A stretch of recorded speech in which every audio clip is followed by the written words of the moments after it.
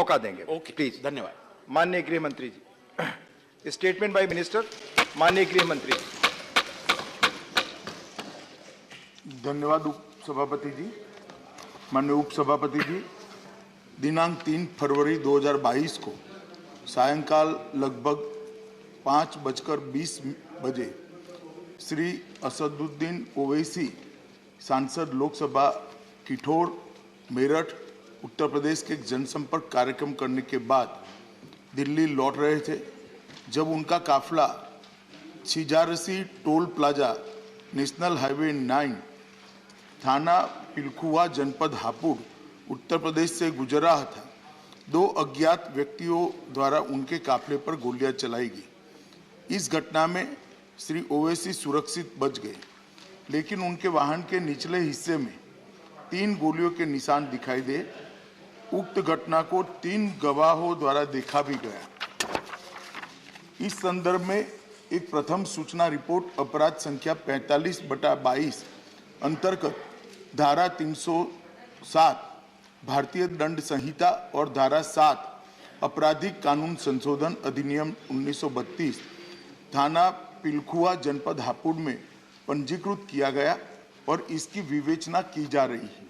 श्री ओवैसी का जनपद हापुड़ में पूर्व से कोई कार्यक्रम नियत नहीं था और न ही आवागमन के बारे में कोई पूर्व सूचना जिला नियंत्रण कक्ष को भेजी गई थी। श्री ओवैसी घटना के पश्चात सुरक्षित दिल्ली वापस पहुंच गए। जनपद के वरिष्ठ अधिकारियों द्वारा घटनास्थल का निरीक्षण किया गया। विवेचना के क्रम में स्थानीय पुलिस ने त्वरित कार्यवाही करते हुए 2 अभियुक्तों को गिरफ्तार किया और उनसे 2 अनधिकृत पिस्तौल प्रत्येक से 1-1 और 1 ऑल्टो कार की बरामद की गई है। घटनास्थल और वाहन का फोरेंसिक्स टीम द्वारा सूक्ष्मता से जांच किया जा रहा है और साक्ष्य एकत्रित किए जा रहे हैं। दोनों अभियुक्तों से उत्तर प्रदेश पुलिस द्वारा पूछताछ की जा रही है। जनपद में कानून और व्यवस्था की स्थिति नियंत्रण में और सामान्य है। कड़ी सतर्कता भी बरती जा रही है। केंद्रीय गृह मंत्रालय द्वारा तुरंत ही राज्य सरकार से रिपोर्ट प्राप्त की गई है। पहले भी कई मौकों पर केंद्रीय सुरक्षा एजेंसियों के खतरे के आकलन के आधार पर श्री ओवैसी को सुरक्षा प्रदान करने के लिए केंद्र सरकार ने निर्देश जारी किए हैं, लेकिन श्री ओवैसी द्वारा सुरक्षा लेने के लिए अनिच्छा के कारण दिल्ली पुलिस और तेलंगाना पुलिस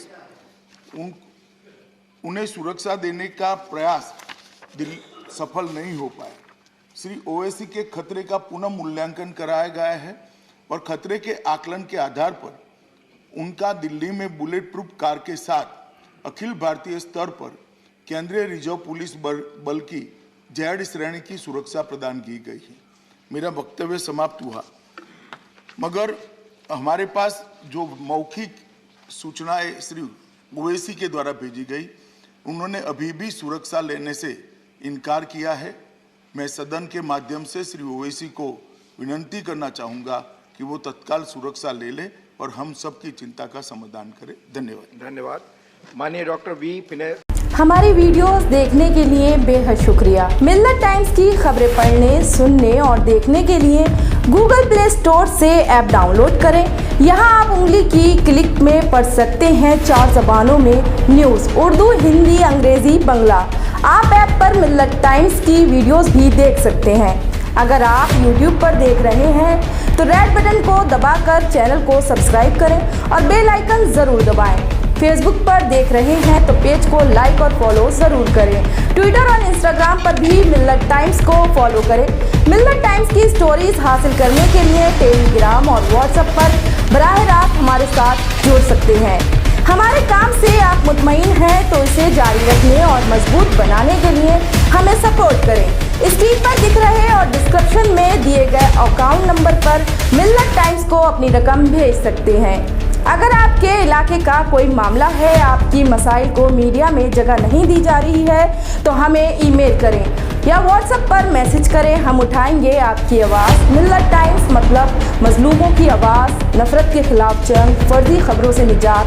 www.millattimes.com